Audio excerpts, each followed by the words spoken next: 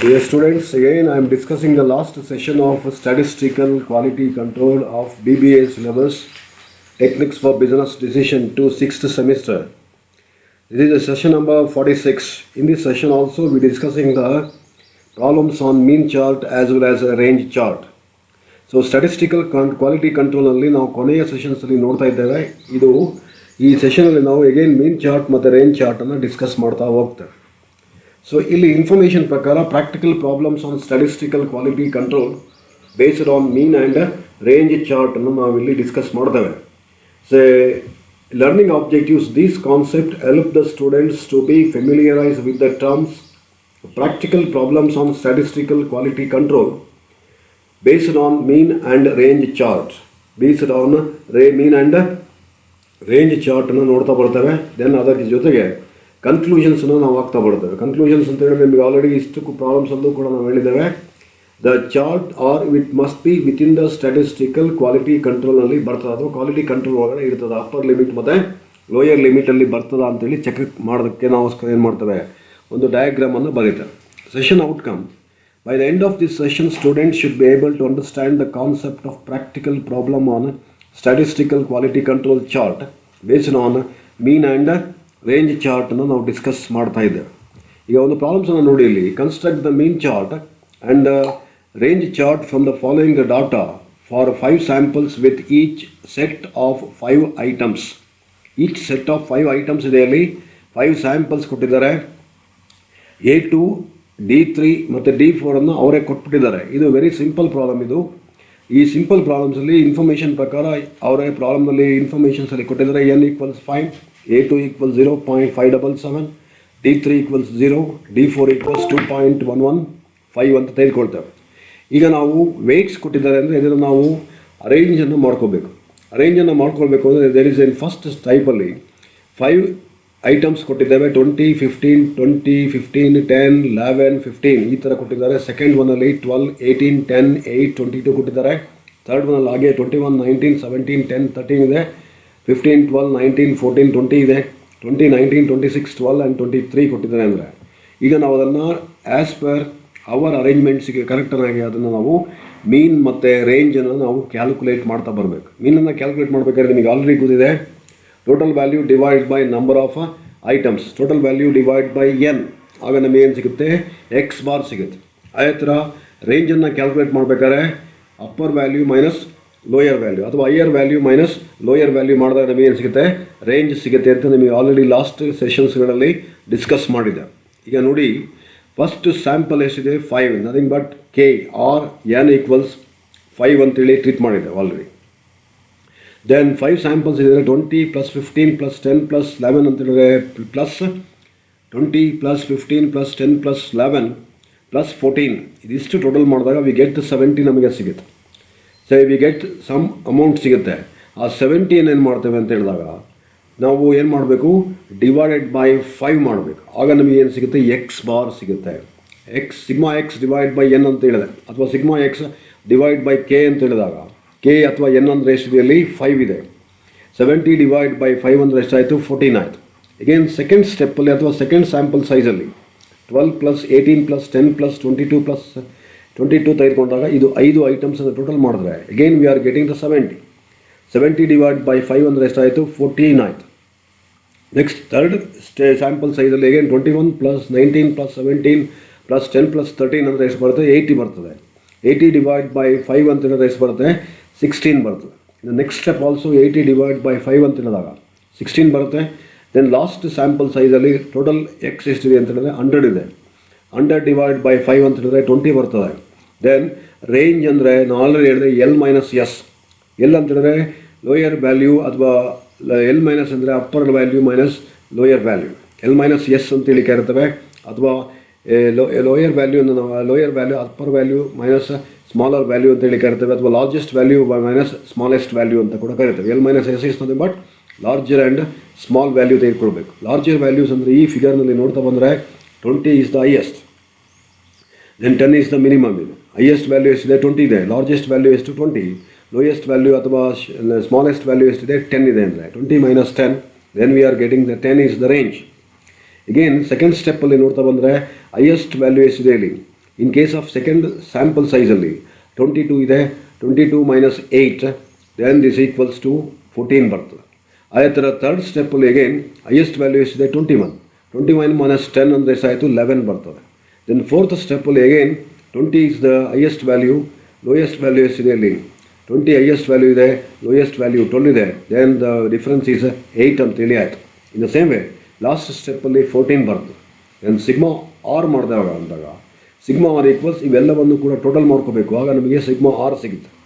Sigma X bar this equals to 80, ಇವೆಲ್ಲ total ಮಾಡಿದಾಗ ಏನು ಸಿಗುತ್ತೆ sigma X bar this equals to 80 ಆಯಿತು. ದೆನ್ ಈಗ ನಾವು ಸೆಂಟ್ರಲ್ ಲೈನ್ ಅಥವಾ ಸಿಗ್ಮಾ ಡಬಲ್ ಬಾರ್ ಕ್ಯಾಲ್ಕುಲೇಟ್ ಮಾಡಿಕೊಂಡಾಗ sigma X divide by N R sigma X bar divide by K, sigma X bar divide by K R N is nothing but 80 divide by 5, then we are getting the 16 ಬರ್ತದೆ.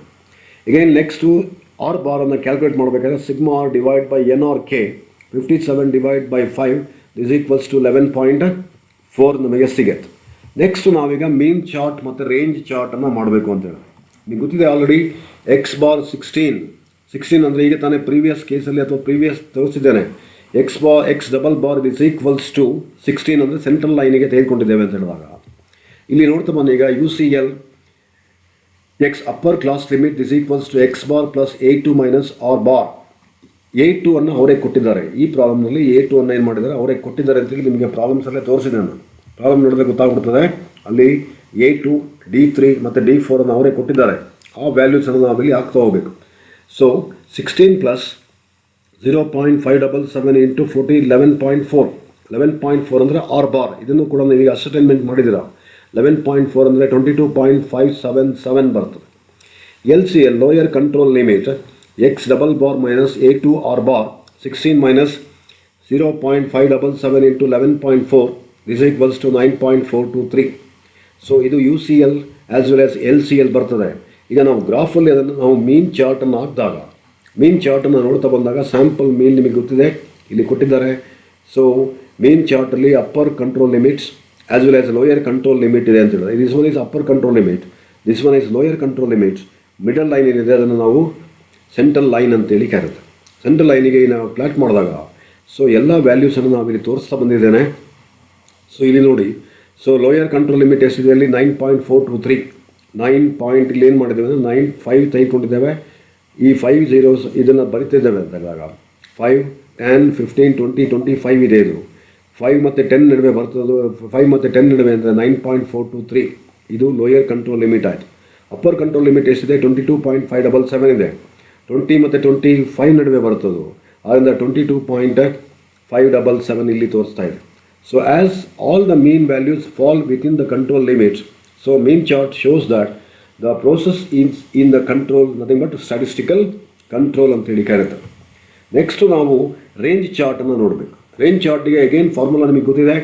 R bar this equals to 11.4 ಅದನ್ನು already ನಾವು calculate ಮಾಡಿದ್ದೇವೆ. UCL upper control limit R equals D4 R bar, lower control limit R equals D3 R bar. D4 ಅಂದರೆ 2.115 ಇದನ್ನು already ನಿಮಗೆ ಪ್ರಾಬ್ಲಮ್ನಲ್ಲಿ ಕೊಟ್ಟಿದೆ. Multiplied into 11.4 24.09 ಬರ್ತದೆ. ಈಗೇನು LCL ಅಂದರೆ 0 ಇಂಟು 11.4 ಅಂದರೆ 0 ಬರ್ತದೆ. Then lower control limit it is on OX ಆ್ಯಕ್ಸಿಸಲ್ಲಿ ತೆಗೆದುಕೊಂಡಿದೆ. ಅದು ಲೋಯರ್ LCL ಅಂತೇಳಿ ಕರಿತೇವೆ ಮತ್ತು ಲೋಯರ್ ಕಂಟ್ರೋಲ್ ಲಿಮಿಟ್ಸ್ ಇಲ್ಲಿ ಬರ್ತದೆ. ಅಪ್ಪರ್ ಕಂಟ್ರೋಲ್ ಲಿಮಿಟ್ ಇಲ್ಲಿ ತೆಗೆದುಕೊಂಡಿದ್ದೇವೆ. ಅಪ್ಪರ್ ಕಂಟ್ರೋಲ್ ಲಿಮಿಟ್ ಎಷ್ಟಿದೆ 24.09 ಇದೆ ಅಂದರೆ ಸೊ ಇಲ್ಲಿ 24.09 ಅನ್ನು ಇಲ್ಲಿ ತೋರಿಸಿದೆ. ಇದರ ನಡುವೆ ನಾವು ಎಲ್ಲ ವ್ಯಾಲ್ಯೂಸನ್ನು ಹಾಕಿದ್ದೇವೆ.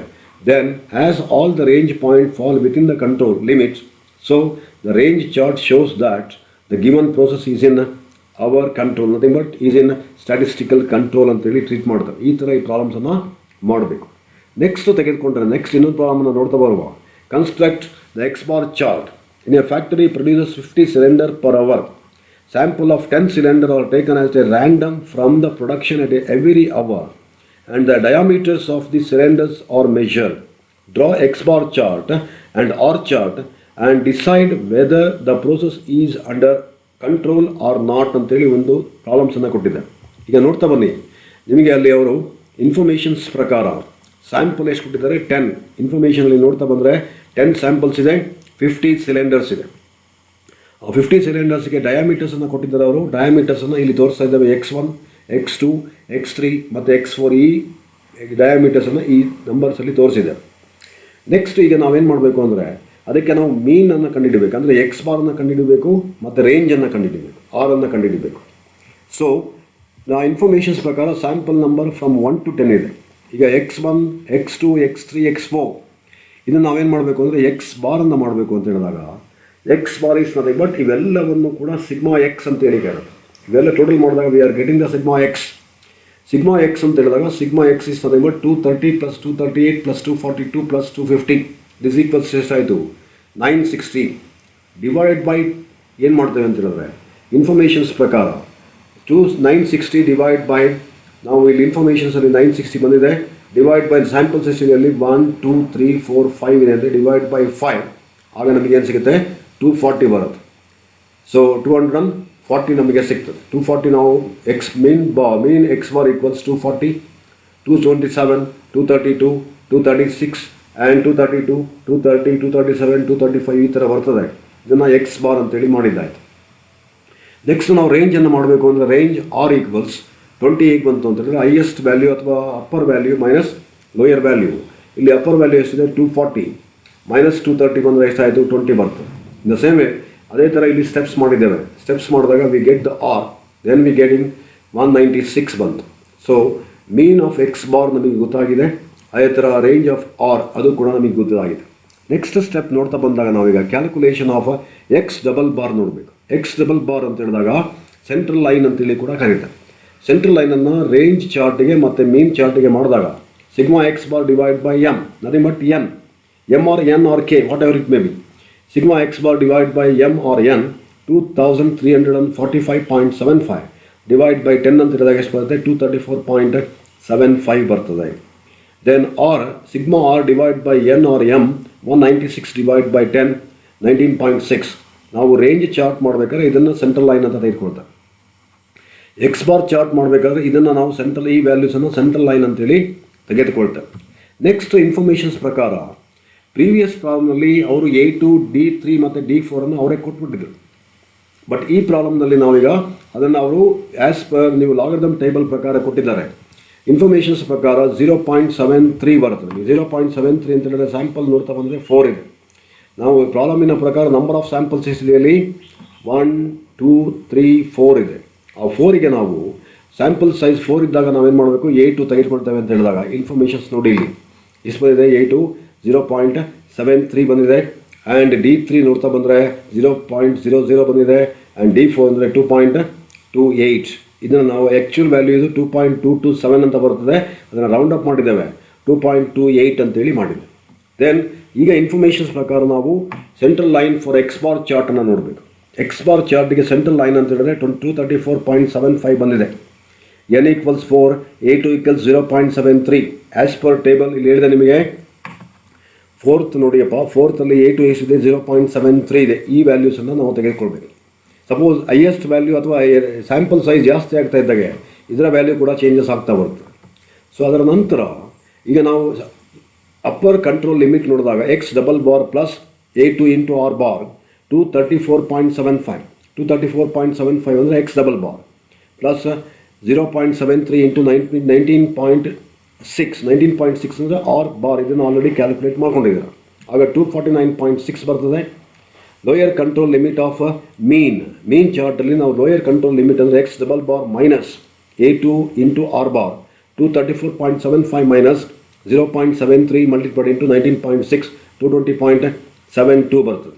Upper control limit 249, lower control limit 220.72, central line 234.75 ಬಂದಿದೆ. ಈಗ ನಾವು ಅದನ್ನು ಪ್ಲಾಟಲ್ಲಿ ಅಥವಾ ಅದಕ್ಕೆ ಗ್ರಾಫಲ್ಲಿ ಹಾಕಿದ್ದೇವೆ ಅಥವಾ ಅದನ್ನು ಟೇಬಲ್ ಮಾಡಿದ್ದೇವೆ ಅಂತ ಹೇಳಿದಾಗ ಈಗ ನೋಡಿ ಅಪ್ಪರ್ ಕಂಟ್ರೋಲ್ ಸೆಂಟ್ರಲ್ ಲೈನನ್ನು ಹೇಳಿದ್ದೇನೆ. ಸೆಂಟ್ರಲ್ ಲೈನ್ ಇದೆ, this is one is the central line. Then it is upper control ಲಿಮಿಟಲ್ಲಿ ತೋರಿಸಿದ್ದೇವೆ. ಲೋಯರ್ ಕಂಟ್ರೋಲ್ ಲಿಮಿಟ್ ಬಂದಿದೆ ಅಂದರೆ ಇದಿಷ್ಟು ಲೈನ್ಸ್ ಕೂಡ all lines within the control of upper as well as lower control ಲಿಮಿಟಲ್ಲಿ ಬರ್ತದೆ. As all the mean value fall within the control limits, so means chart shows that the given process is in statistical quality control ಅಂತೇಳಿ treat ಮಾಡ್ತಾರೆ. ಅದೇ ಥರ range ಚಾರ್ಟನ್ನು ನೋಡಬೇಕು. Control of range bar chart again central line 19.6 ಬಂದಿದೆ. N equals 4, D4 ಅಂದರೆ 2.28 ನಿಮಗೆ ಹೇಳಿದೆ. D3 equals 0. ಅದನ್ನು ಟೇಬಲಲ್ಲಿ ತೋರಿಸಿದೆ ಈಗ ತಾನೇ. UCL D4 R bar 2.28 multiplied into 19.96. ಆಗ ಅಪ್ಪರ್ ಕಂಟ್ರೋಲ್ ಲಿಮಿಟ್ ಸಿಗುತ್ತೆ. Lower control limit D3 R bar, D3 ಎಷ್ಟಿದೆ 0 ಅಂತೇಳಿ ಬರ್ಸಿದ್ದೇನೆ. 0 into 19.96 ಅಂದರೆ 0 ಬರ್ತದೆ. ಈಗ ಅದನ್ನು ನಾವು ಏನು ಮಾಡಬೇಕು ಅಂದರೆ, ನಾವು ಇನ್ಫಾರ್ಮೇಷನ್ಸ್ ಪ್ರಕಾರ ಈಗ ಅದಕ್ಕೆ ಗ್ರಾಫನ್ನು ಹಾಕಬೇಕು ಅಥವಾ ಟೇಬಲನ್ನು ಹಾಕಬೇಕು. ಸೊ ನೋಡ್ತಾ ಬಂದಾಗ ಇಲ್ಲಿ ಗ್ರಾಫನ್ನು ಹಾಕ್ತೇವೆ ಅಂದರೆ ಸ್ಯಾಂಪಲ್ ನಂಬರ್ ಇದು one is 0, this one is LCL. ಯಾಕೆಂದರೆ ಅದು 0 ಬಂದುಬಿಟ್ಟಿದೆ, ಅದು LCL ತೆಗೆದುಕೊಂಡಿದೆ. ಅಪ್ಪರ್ ಕಂಟ್ರೋಲ್ ಲಿಮಿಟ್ ಅಂದರೆ ಪ್ರಾಬ್ಲಮಿನ ಪ್ರಕಾರ ಎಷ್ಟು ಬಂದಿದೆ ಅಪ್ಪರ್ ಕಂಟ್ರೋಲ್ ಲಿಮಿಟಲ್ಲಿ ಇನ್ಫಾರ್ಮೇಷನ್ಸ್ ನೋಡ್ತಾ ಬಂದರೆ UCL ನಮಗೆ ಇನ್ಫಾರ್ಮೇಷನ್ಸಲ್ಲಿ ಅಪ್ಪರ್ ಕಂಟ್ರೋಲ್ ಲಿಮಿಟ್ಸ್ ಬಂದಾಗ 2.28 into 19.96 ಮಾಡ್ತವೆ. ಅದು ಮಾಡಿದಾಗ ಏನು ವ್ಯಾಲ್ಯೂಸ್ ಬಂದಿದೆ ಅದನ್ನು ನಾವು ಅಪ್ಪರ್ ಕಂಟ್ರೋಲ್ ಲಿಮಿಟಲ್ಲಿ ಇಲ್ಲಿ ತೋರಿಸಿದ್ದೇನೆ. It is getting year, it is 46 point something ಏನೋ ಬರ್ತದೆ, 46.92 ಬರ್ತದೆ. ಅದು UCL ಅಪ್ಪರ್ ಕಂಟ್ರೋಲ್ ಲಿಮಿಟ್ ಅಂತ ಹೇಳಿ ಕರಿತೇವೆ. As all the range point fall within the control limit, so R chart shows that given process is in our control. So ಈ ಥರ ನಾವು ಈ ಪ್ರಾಬ್ಲಮ್ಸನ್ನು ಡಿಸ್ಕಸ್ ಮಾಡ್ತಾ ಹೋಗ್ತೇವೆ. ಇದಿಷ್ಟು ಕೂಡ ನಿಮಗೆ ಸ್ಟ್ಯಾಟಿಸ್ಟಿಕಲ್ ಕ್ವಾಲಿಟಿ ಕಂಟ್ರೋಲಲ್ಲಿ ಬರ್ತದೆ. ಇದು ಎಕ್ಸಾಮಿನೇಷನಲ್ಲಿ ಕೆಲವು ಟೈಮ್ ಅವರು 10 ಮಾರ್ಕ್ಸ್ಗೆ ಅಥವಾ ಕೆಲವು ಟೈಮ್ 10 ಮಾರ್ಕ್ಸ್ಗೆ ಅಥವಾ 15 ಮಾರ್ಕ್ಸ್ಗೆ ಅಂತೂ ಗ್ಯಾರಂಟಿ ಒಂದು ಪ್ರಾಬ್ಲಮ್ ಇರುತ್ತೆ. ಕುವೆಂಪು ಯೂನಿವರ್ಸಿಟಿ ಸಿಲೆಬಸಲ್ಲಿ ಚೆನ್ನಾಗಿ ಸ್ಟಡಿ ಮಾಡಿ. ಏನಾದರೂ ನೋಟ್ಸ್ ಬೇಕು ಅಥವಾ ಇನ್ನೂ ಎಕ್ಸ್ಪ್ಲನೇಷನ್ಸ್ ಬೇಕು ಅಂದರೆ ನೀವು ಗೋ ಥ್ರೂ ದ ಸ್ಟ್ಯಾಟಿಸ್ಟಿಕ್ಸ್ ಬುಕ್ಸನ್ನು ರೆಫರ್ ಮಾಡ್ಬೋದು. Thank you one and all.